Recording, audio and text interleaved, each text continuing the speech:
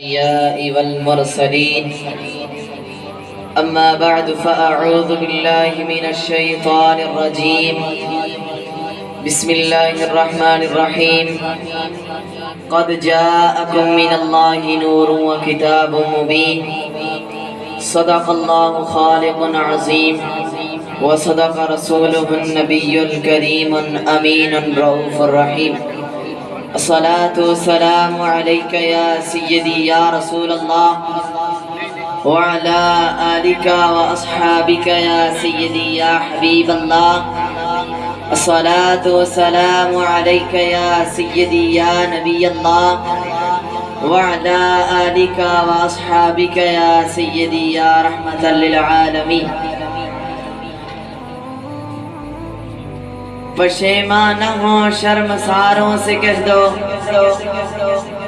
پشیمانہ ہو شرمساروں سے کہہ دو وہ نبی آ گئے غم کے ماروں سے کہہ دو اور محمد چلے سوئے عرش اعظم اور محمد چلے سوئے عرش اعظم ادب سے رہیں چاند تاروں سے کہہ دو میرے مصطفیٰ میرے ناخدا ہیں سمندر کے مسرور داروں سے کہہ دو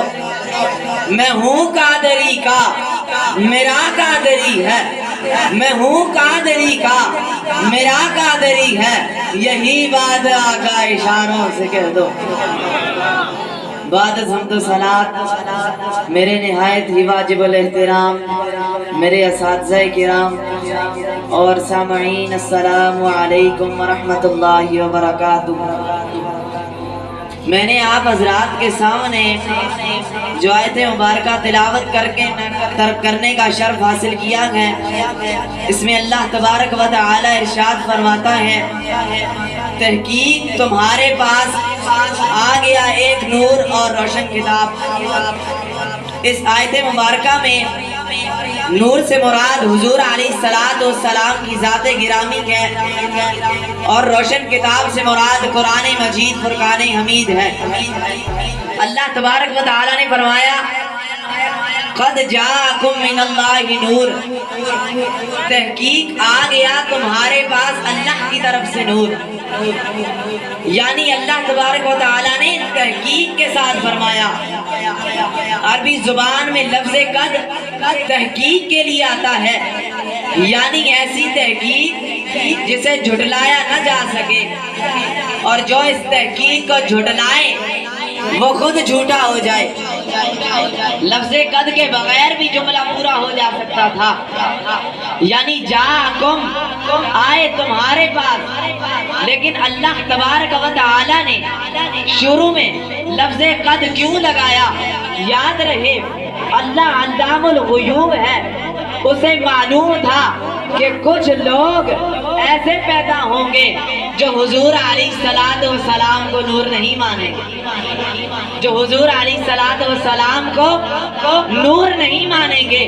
بلکہ اپنے جیسا مانیں گے اسی لیے اللہ تبارک و تعالی نے اس آیت مبارکہ کے شروع میں لفظ قد لگا کر تحقیق سے فرما دیا اے محبوب میں نے آپ کو نور بنا کر بھیجا کوئی کہے جی تم تحقیق پر اتنا زور لگا رہے ہو تحقیق کو بدل جاتی ہے یعنی چھوٹے کی تحقیق کو بڑا کاٹ دیتا ہے نیچے والے کی تحقیق کو اوپر والا کاٹ دیتا ہے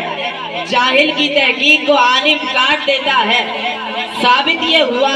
کہ نیچے والے کی تحقیق کو اوپر والا کاٹ دیتا ہے نیچے والے کی تحقیق کو اوپر والا کاٹ دیتا ہے لیکن یہ نہیں ہو سکتا کہ اوپر والے کی تحقیق کو نیچے والا کاٹ دے مولوی کی تحقیق کو مولانا کاٹ سکتا ہے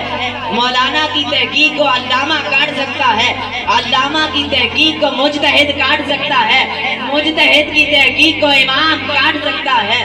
امام کی تحقیق کو علی المرتضیٰ شیر خدا کرم اللہ وجہہ الکریم کاٹ سکتے ہیں تو آئیں بارگاہ مصطفیٰ میں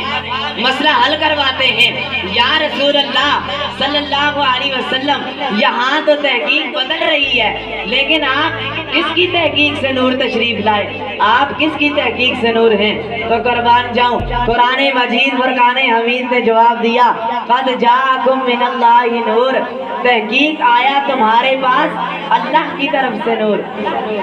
یعنی یہ تو